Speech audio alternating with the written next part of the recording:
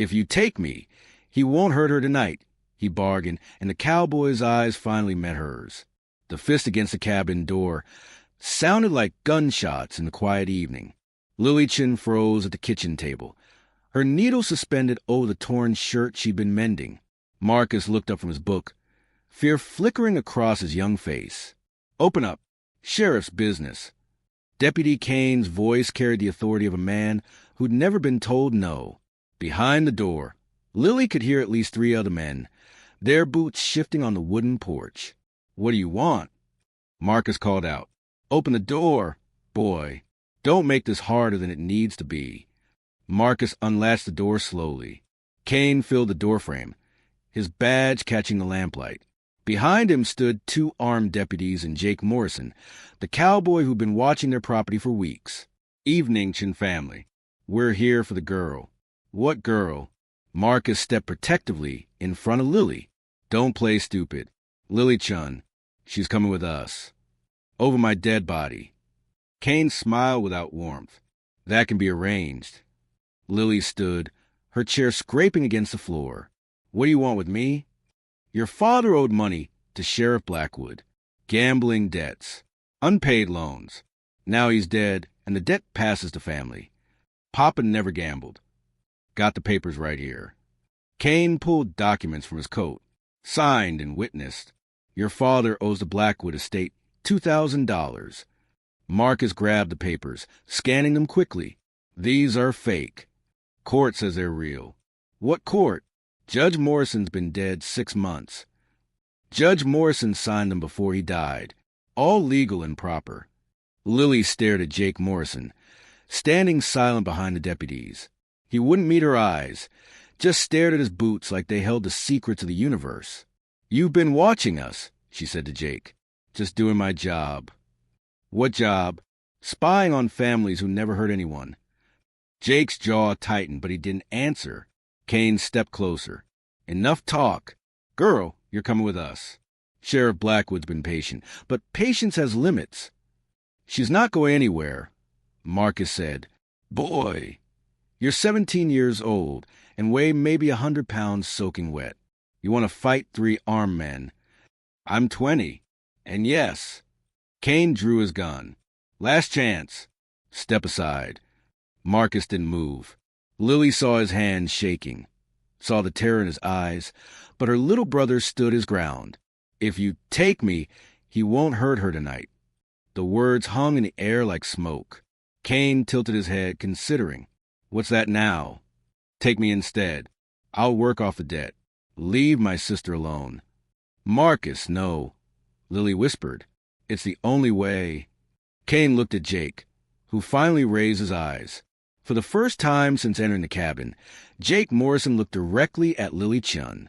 She saw a conflict there, guilt, and something else. Something that looked like regret. "What do you think, Morrison?" Boy's offering himself up like a lamb.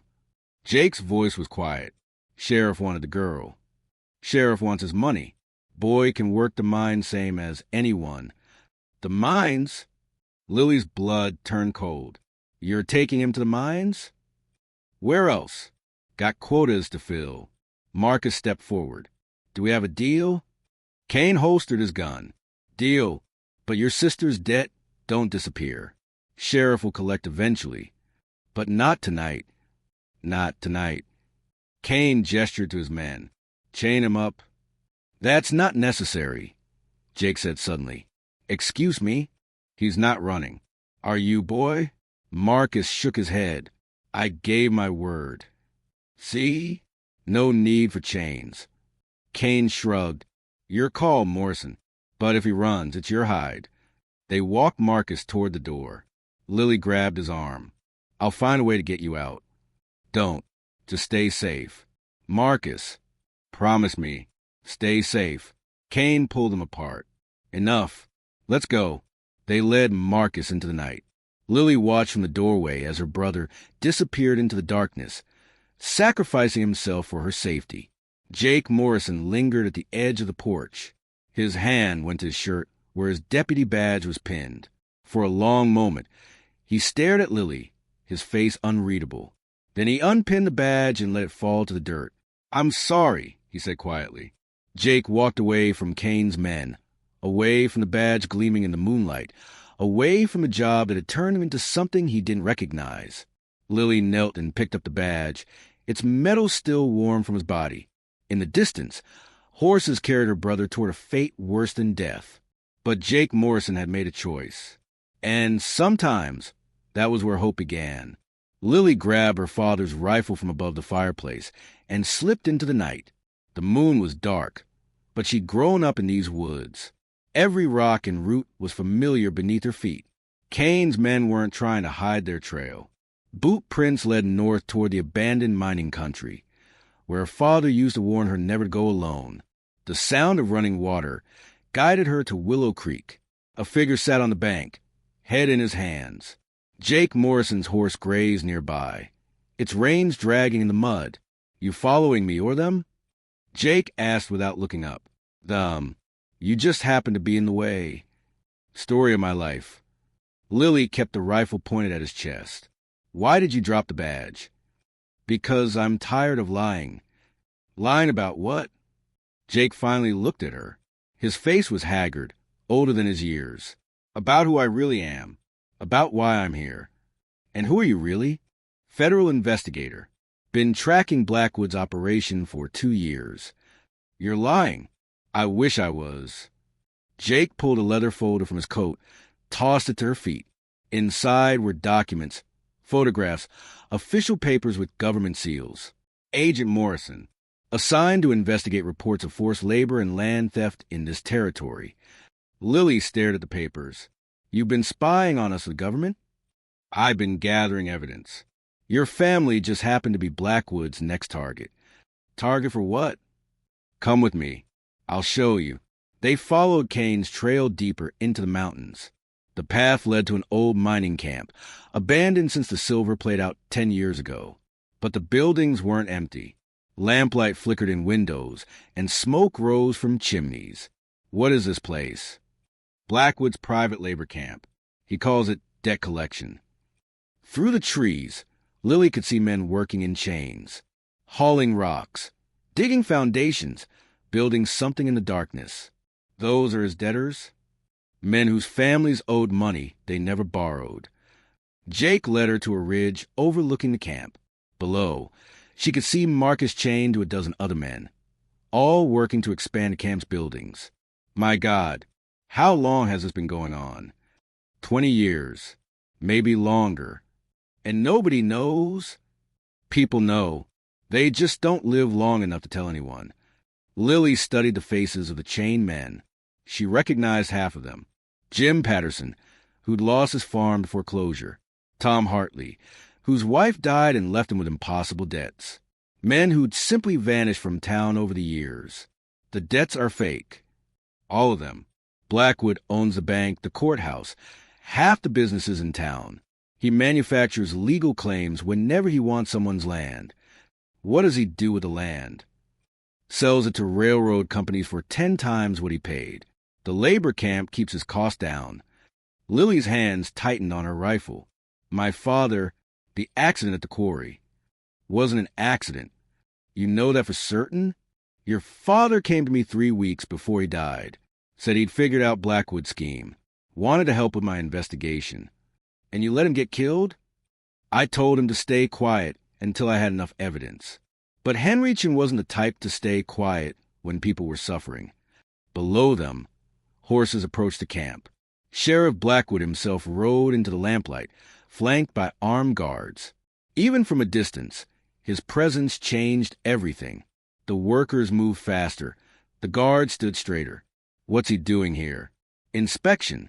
He comes every few weeks to check his property. Blackwood dismounted and walked among the chained men. His voice carried up the ridge. Good work, boys. Keep this up, and some of you might live to see your families again. He stopped in front of Marcus. You're the Chun boy. Yes, sir. Your sister's quite pretty. Shame your father was so stubborn about his debts. He never owed you anything. Blackwood laughed. That's what they all say. Kane approached his boss. Orders, Sheriff? Ship this batch east tomorrow. The railroad companies are always hungry for workers. What about the girl? Bring her to me first. I want to discuss her father's other debts. What other debts? The ones I'm about to create. Lily stood, rifle raised. Jake grabbed her arm. What are you doing? What my father should have done. You'll get yourself killed. Maybe, but Marcus won't die in some railroad camp. Wait, let me think of another way. There is no other way. Lily shook off his grip and started down the ridge. Behind her, Jake cursed quietly and drew his gun. Lily, stop. My name is Lily Chun.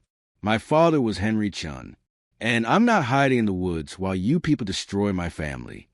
She walked into the lamplight of the camp, her father's rifle in her hands and 20 years of Blackwood's crimes burning in her chest. Jake Morrison followed, knowing his cover was blown and his investigation was over. But some things mattered more than federal cases. Some things mattered more than staying alive. Lily stepped into the circle of lamplight, her father's rifle trained on Sheriff Blackwood. The camp fell silent. Chained men stopped working. Guards reached for their weapons. Let my brother go. Blackwood turned slowly, a smile spreading across his weathered face. Well, the Chin girl decides to visit. Release Marcus and take me instead. Why would I do that when I could have both? Because I'm offering you a choice. Take it while you can. Blackwood gestured to his men. Lower your weapons, boys. Let's hear what the lady has to say. My father never owed you money. These men never signed those papers. You've been stealing family for years. Families? I prefer to think of it as population management. You're a slave trader. I'm a businessman. Labor is expensive. Land costs too much. I found a way to get both for free. Jake emerged from the shadows, his federal badge visible in the lamplight. Sheriff Blackwood, you're under arrest for human trafficking. Blackwood's smile faltered.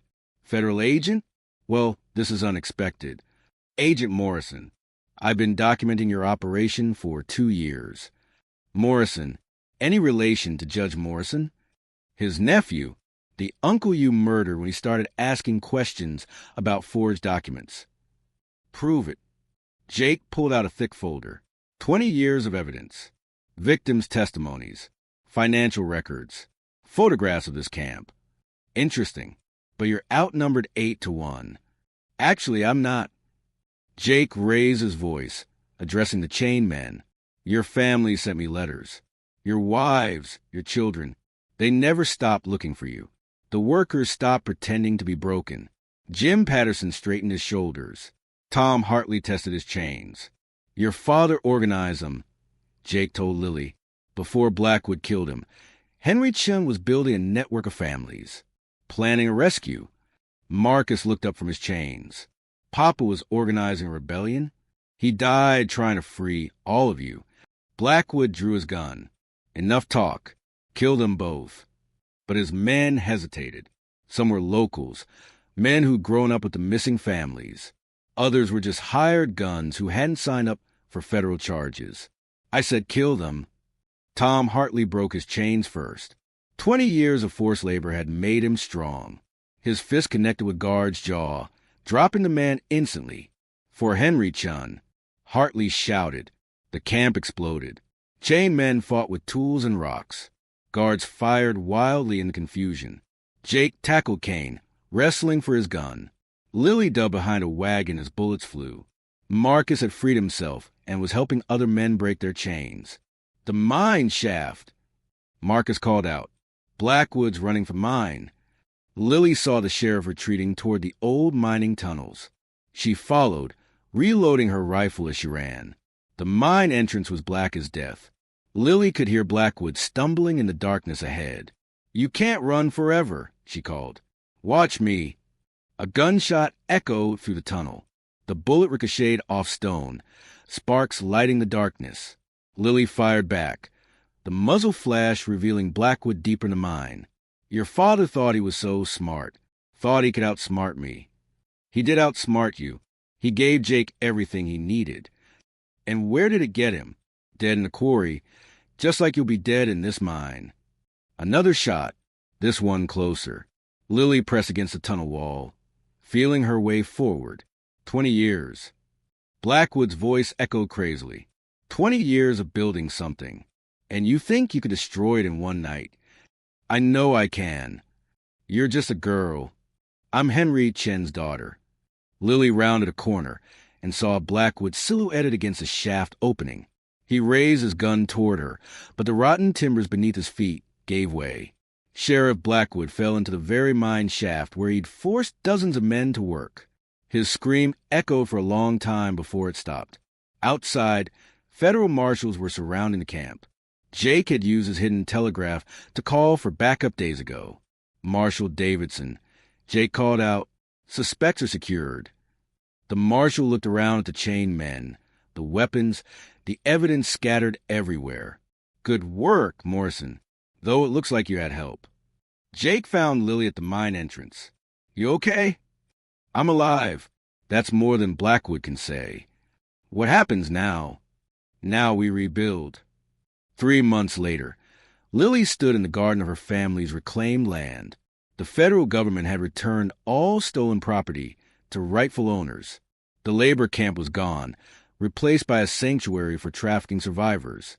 Jake worked beside her, planting vegetables where mining equipment used to sit. They'd found purpose in helping families heal from generational trauma. Marcus sat on the porch, reading their father's letters aloud to other survivors. Henry Chen's words about justice, about fighting for what's right, about never giving up hope. Listen to this one. Marcus called out, "Dear family, if you're reading this, then the fight continues. Remember that darkness only wins when good people do nothing. Love endures.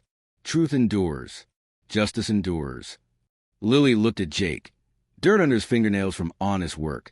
His federal badge replaced by callous hands and clear conscience. "Your father was right," Jake said quietly. "About what?" "Truth endures." Around them, families worked together, building something better from the ashes of what Blackwood had destroyed. The land remembered its people, and the people remembered each other. Justice had finally found its voice.